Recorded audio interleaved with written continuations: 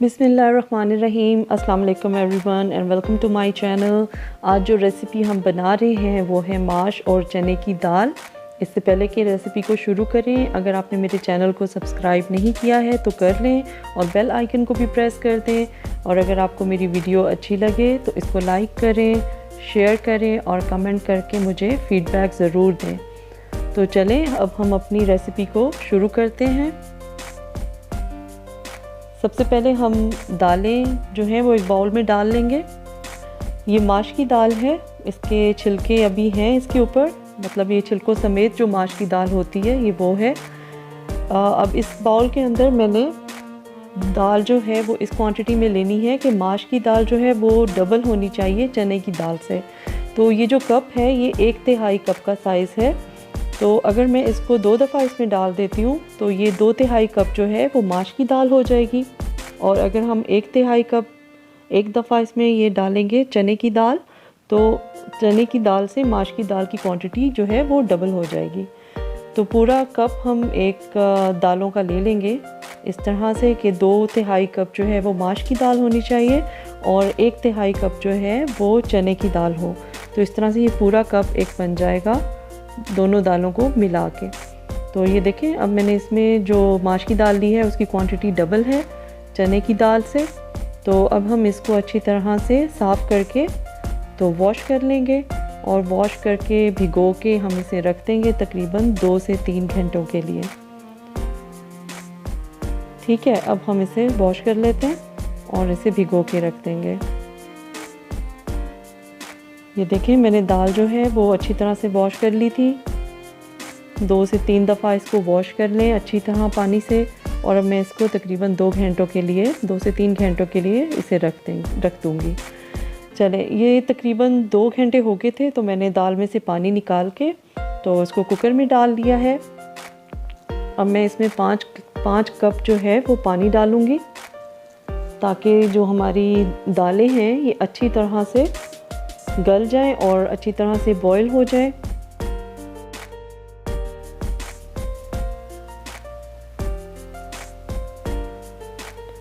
चलिए, ये पानी इसके अंदर मैंने 5 कप पानी तकरीबन इसके अंदर डाला है दालों में।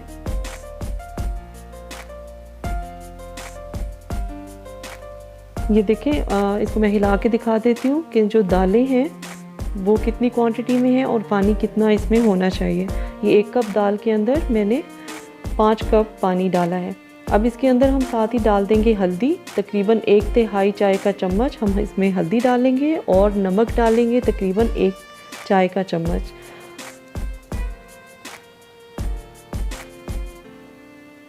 चलें, इसको भी मिक्स कर लेते हैं ताकि दालों में अच्छी तरह से नमक भी मिक्स हो जाए।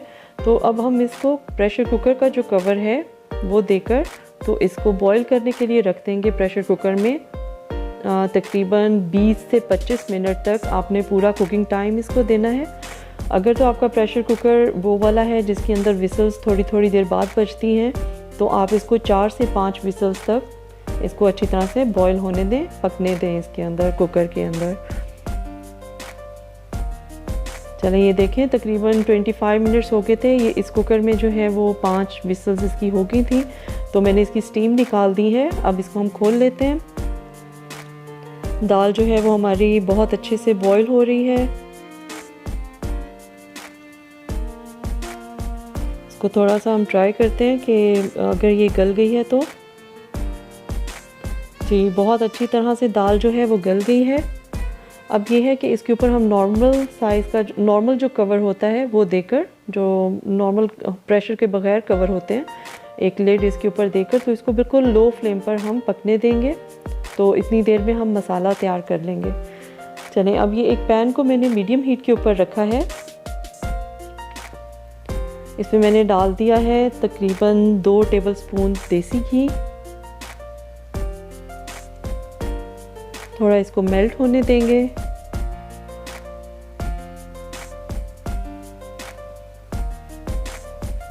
चलें, घी हमारा मेल्ट हो गया है। इसमें मैं अब डाल दूंगी प्याज। 2 मीडियम साइज़ के प्याज मैंने रफली चॉप कर लिए हैं। इनको हम फ्राई कर लेते हैं इस घी में।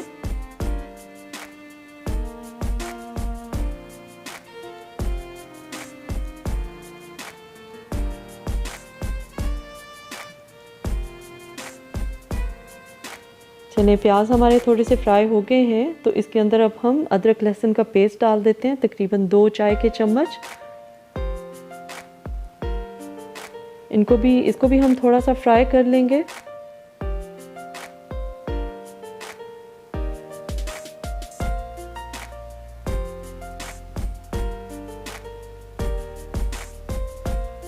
अब हम इसमें डालेंगे टमाटर। 2 मीडियम साइज़ के मेरे पास टमाटर हैं जो कि मैंने बारीक काट लिए हैं। ये हम इसमें डाल देंगे और साथ ही हम डाल देंगे 2 हरी मिर्चें बारीक कटी हुई।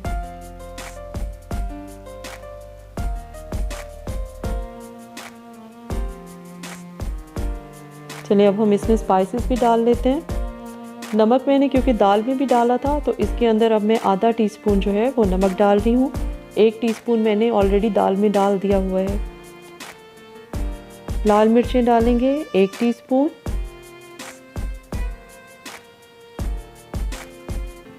धनिया पाउडर डालेंगे 1 टीस्पून। अब इसमें डालेंगे हम गरम मसाला तकरीबन 1/3 टीस्पून। हल्दी क्योंकि दाल में भी मैंने डाली थी, तो इसमें मैं सिर्फ 1/4 टीस्पून जो है वो हल्दी का डाल रही हूँ। रेड चिली फ्लेक्स डाल देंगे, कुटी हुई लाल मिर्चें तकरीबन 1 टीस्पून। ज़ीरा डालेंगे तकरीबन आधा टीस्पून। चलिए अब इन सब मसालों को हम अच्छी तरह से इसमें हिलाते हुए फ्राई कर लेते हैं।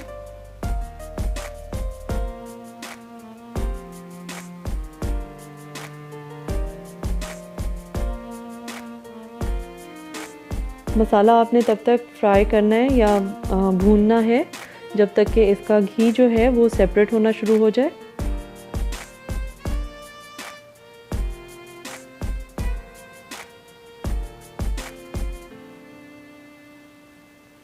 चलिए ये हमारा मसाला जो है वो तैयार है।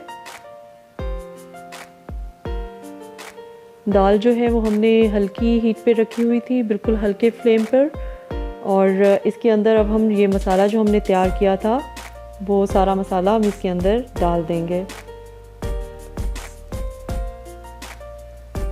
जैसे ही मसाला हम इसके अंदर डालेंगे, दाल जो है, जो पहले हमारी दाल थोड़ी पतली लग रही थी, वो थिक होना शुरू हो जाएगी।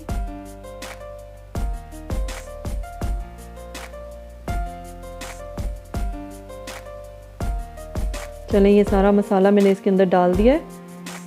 इसको हम थोड़ा हिला लेते हैं। देखें दाल जो है वो जैसे ही मसाला इसमें मिक्स होगा और थोड़ी सी पकेगी तो ये थिक होना शुरू हो जाएगी। इसको अब हम कवर करके तो तकरीबन 3 से 4 मिनट के लिए बिल्कुल हल्के फ्लेम पर पकने के लिए रख देंगे, ताकि अच्छी तरह से मसाला जो है वो इसमें मिक्स हो जाए।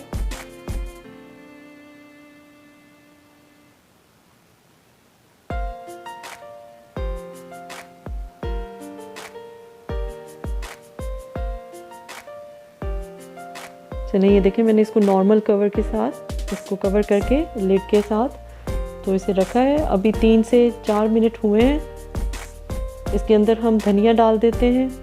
तकरीबन 1 हैंडफुल जो है क्वांटिटी में आपने चॉप किया हुआ धनिया इसके ऊपर डाल देना है।